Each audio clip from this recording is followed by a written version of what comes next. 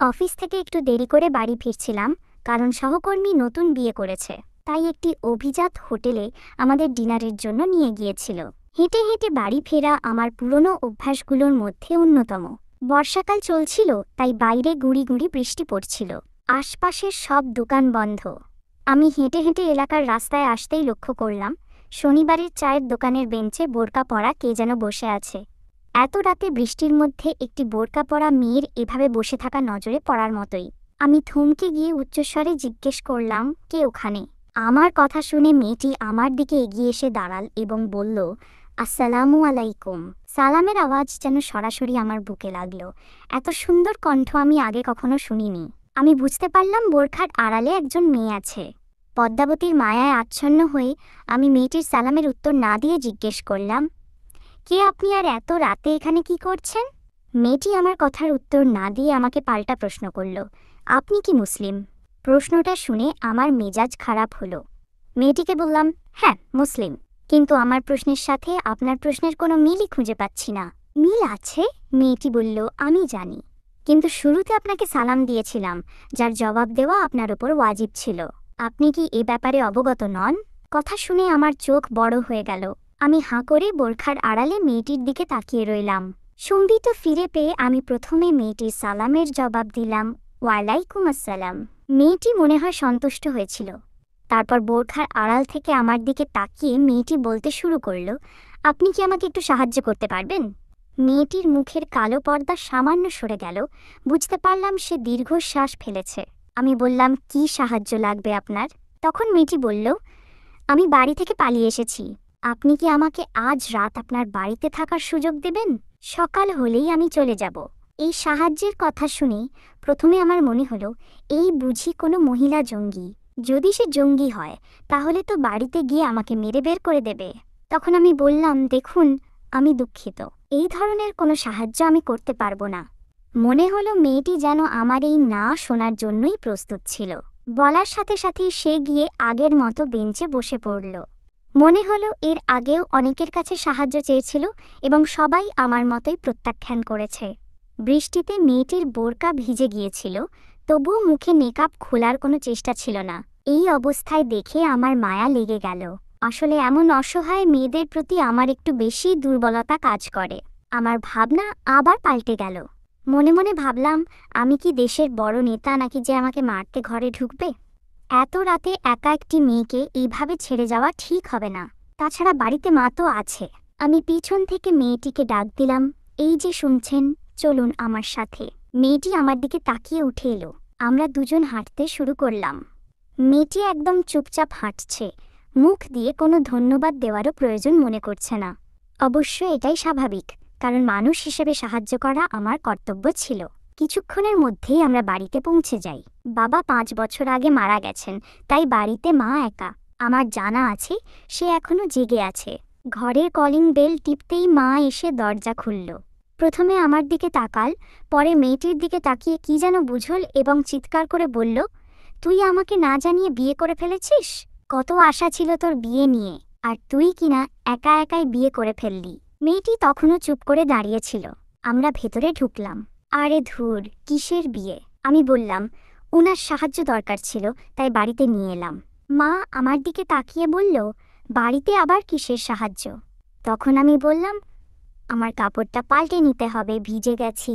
এতক্ষণে তুমি ওনার কাপড় পাল্টে ওকে জিজ্ঞেস করো, মায়ের উদ্দেশ্যে বললাম। আমি আমার রুমে যাওয়ার আগে মেয়েটির দিকে তাকালাম। দেখলাম সে দরজার সামনে মূর্তির মতো দাঁড়িয়ে আছে। মা মেয়েটিকে ঘরে আসার আমন্ত্রণ জানাল। মেয়েটি ঘরে ঢুকল, আর আমিও নিজের রুমে চলে গেলাম।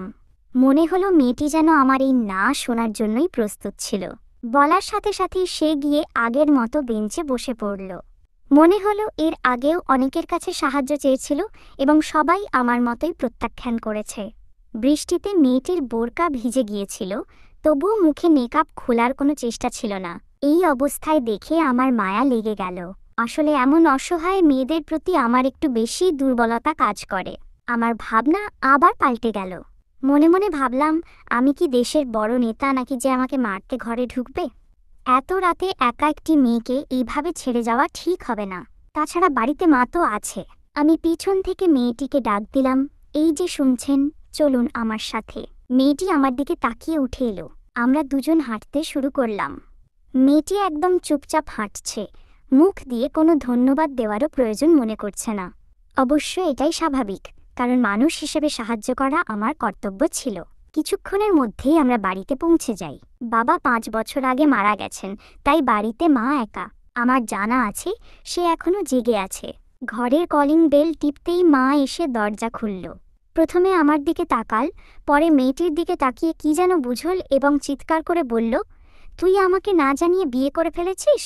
কত আশা ছিল তোর বিয়ে নিয়ে, আর তুই কিনা একা একাই বিয়ে করে ফেললি। মেয়েটি তখনও চুপ করে দাঁড়িয়েছিল। আমরা ভেতরে ঢুকলাম। আরে ধুর, কিসের বিয়ে? আমি বললাম, উনার সাহায্য দরকার ছিল, তাই বাড়িতে নিয়ে এলাম। মা আমার দিকে তাকিয়ে বলল, বাড়িতে আবার কিসের সাহায্য? তখন আমি বললাম, আমার কাপড়টা পাল্টে নিতে হবে, ভিজে গেছি। এতক্ষণে তুমি ওনার কাপড় পাল্টে ওকে জিজ্ঞেস করো, মায়ের উদ্দেশ্যে বললাম। আমি আমার রুমে যাওয়ার আগে মেয়েটির দিকে তাকালাম। দেখলাম সে দরজার সামনে মূর্তির মতো দাঁড়িয়ে আছে। মা মেয়েটিকে ঘরে আসার আমন্ত্রণ জানাল। মেয়েটি ঘরে ঢুকল, আর আমিও নিজের রুমে চলে গেলাম। আমি যখন কাপড় পাল্টে ক্লান্তভাবে বিছানায় শুয়ে পড়ি, তখন ঘরের ভেতর থেকে মায়ের গলার আওয়াজ শুনতে পাচ্ছিলাম। মা মেয়েটিকে যেন গোয়েন্দার মতো প্রশ্ন করছিল, আর মেয়েটি মনে হয় খুব নিচু স্বরে উত্তর দিচ্ছিল, কারণ তার গলার আওয়াজ আমার কান পর্যন্ত আসছিল না। ক্লান্ত অবস্থায় ঘুমিয়ে পড়লাম। ঘুম ভাঙল ভোরবেলায়। ঠিক কটা বাজে আমার খেয়াল নেই। আমার খুব পানির পিপাসা পেয়েছিল, তাই বিছানা থেকে উঠে ড্রেসিং টেবিলের দিকে গেলাম পানি পান করার জন্য। বাইরের আলোয় ঘর খানিকটা আলোকিত হয়েছিল। আমি গ্লাসে পানি ঢেলে পান করতে যাব, এমন সময় দেখলাম রাতে যে মেয়েটিকে নিয়ে এসেছি সে নামাজ পড়ছে। আজব ব্যাপার, এই মেয়ে ফজরের নামাজ পড়ে। আমি কৌতূহলবশত 1 পা 2 পা করে মেয়েটির সামনে যেতে লাগলাম। মেয়েটি সালাম ফিরিয়ে হঠাৎ আমার উদ্দেশ্যে বলল, আপনি আমার সামনে আসবেন না প্লিজ। এখন আমি নিকাব পরিহিত নই। আপনি আমার চেহারা দেখে ফেললে আমাকে পর্দা না করার কারণে আল্লাহর কাছে জবাবদিহি করতে হবে। আমি থমকে দাঁড়ালাম। মেয়েটিকে ছোট করার জন্য আমি তাকে প্রশ্ন করলাম, এত যখন ধর্ম মানেন, তাহলে বাড়ি থেকে পালালেন কেন? ভালো মেয়েরা কি বাড়ি থেকে পালায়? আমি মেয়েটিকে পিছন থেকে দেখছিলাম। তার ঘাড় নিচের দিকে নেমে গেল এবং দীর্ঘশ্বাস ছাড়ল। তারপর বলল, কাল রাতে আমার বিয়ে ছিল, আমি সেখান থেকে পালিয়ে এসেছি। কথা শুনে মনে আনন্দ হলো। মেয়েটিকে ছোট করার আরও একটি সুযোগ পেয়ে গেলাম। আমি সোফার উপর বসে হাসতে হাসতে জিজ্ঞেস করলাম, প্রেমের কাহিনী নিশ্চয়ই? তো জানেন না, ইসলামে প্রেম হারাম। নিজের একটু ইসলামিক গান চালান আর কি। মেয়েটি হয়তো মুচকি হেসে বলল, কে বলল ইসলামে প্রেম হারাম? আল্লাহ ও তার রাসূল সাল্লাল্লাহু আলাইহি ওয়াসাল্লামের সাথে কি প্রেম করা হারাম? মেয়েটিকে ছোট করতে গিয়ে নিজেই বোকা হয়ে গেলাম। তারপর আস্তে আস্তে করে বললাম, তা অবশ্য ঠিক বলছেন, তাহলে বিয়ে বাড়ি থেকে পালালেন কেন? তখন মেয়েটি বলল, আমার বিয়েটা একটি ধনী পরিবারের ছেলের সাথে হতে যাচ্ছিল।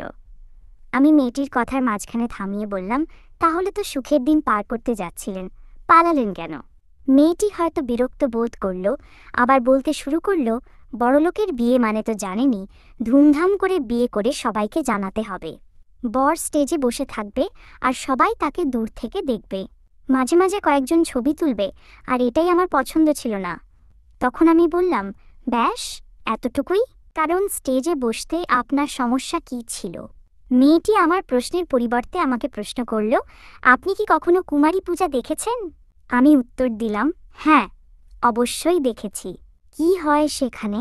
একটি মেয়ে স্টেজে বসে থাকে আর সকলে তাকে পূজা করে, ভক্তি করে। মেয়েটি হয়তো মুচকি হাসল আর বলল, আপনি আপনার উত্তর পেয়েছেন। মেয়েটির কথা শুনে আমার চোখ বড় হয়ে গেল। নিজেই নিজেকে প্রশ্ন করলাম, মেয়েটি কি এই ধরনের বিয়ে কুমারী পূজার সঙ্গে তুলনা করল?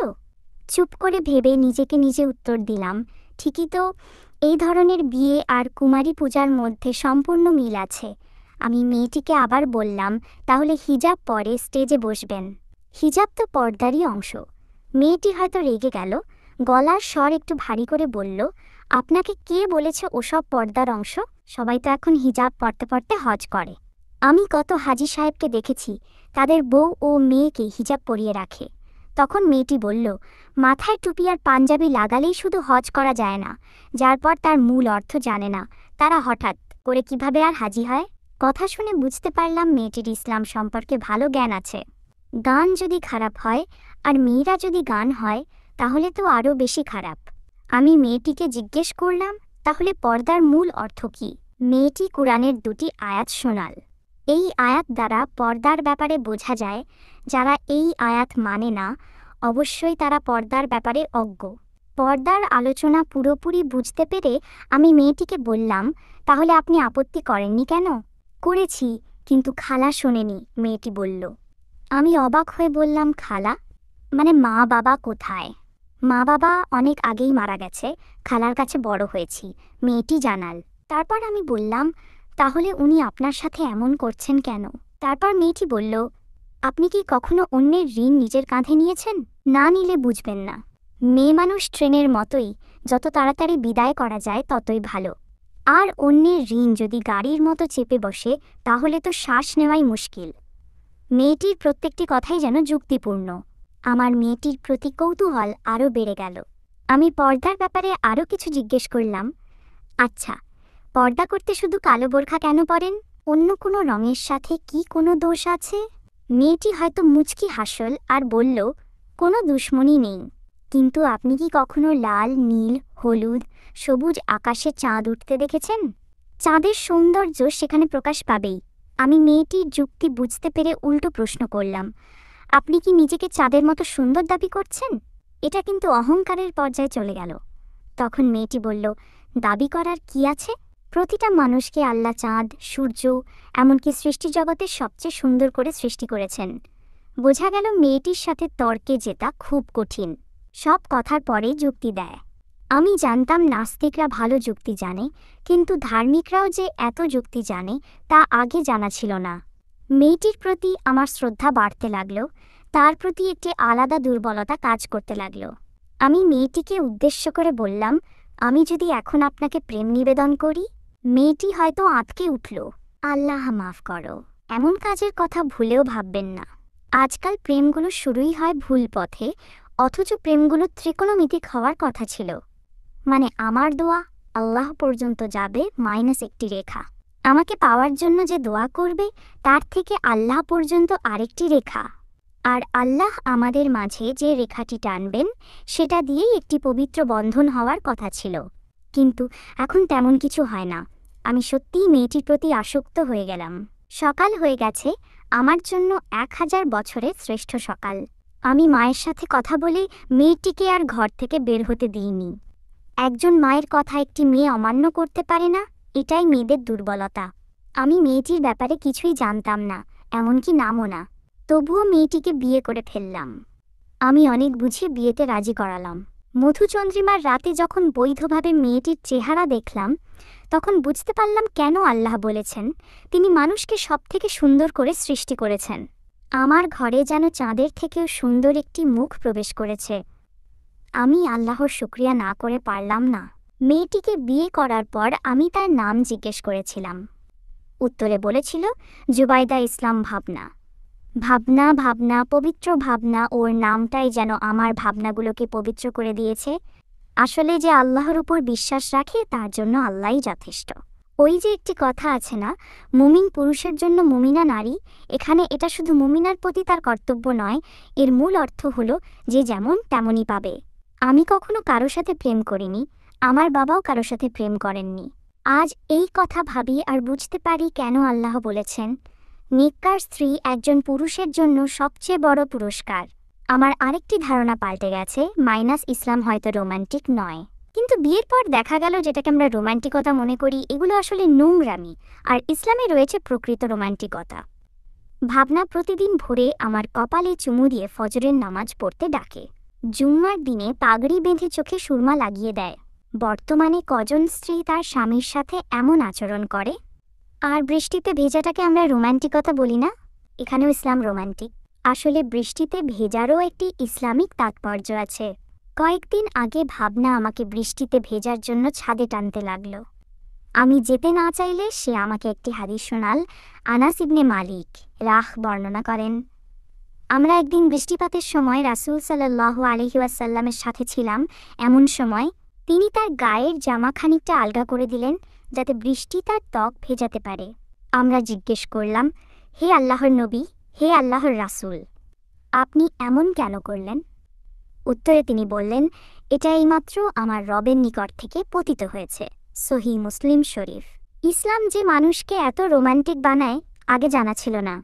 ধর্মের কথা মারাত্মক কথা। আগে একটি কথা বলছিলাম, মানুষ সাজানো গোছানো জিনিস পছন্দ করে, তো ইসলাম এতটাই গোছানো যে কেউ এর একটি জিনিসও অস্বীকার করতে পারবে না।